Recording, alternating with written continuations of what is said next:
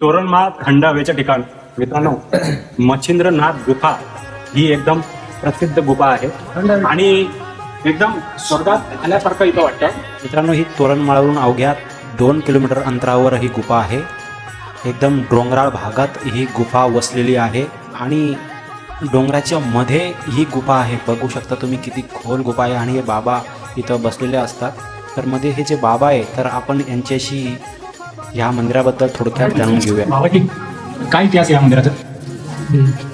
मच्छिंद्रनाथ मच्छिंद्रनाथ मच्छिंद्रनाथ मंदिर आहे हा. तोरणमाळ मध्ये. हा किती जुनं आहे? हे पुराणी पुराण आहे एकदम. तर मित्रांनो, एकदम पुराणी गुफा आहे तोरणमाळ मध्ये मच्छिंद्रनाथ गुफा. हा? पापाच्या घरी तर मित्रांनो, या महाराजांनी आपल्याला सांगितलं की खूप जुनी गुफा आहे आणि मच्छिंद्रनाथ महाराज इथंच तपश्चर्या करायचे.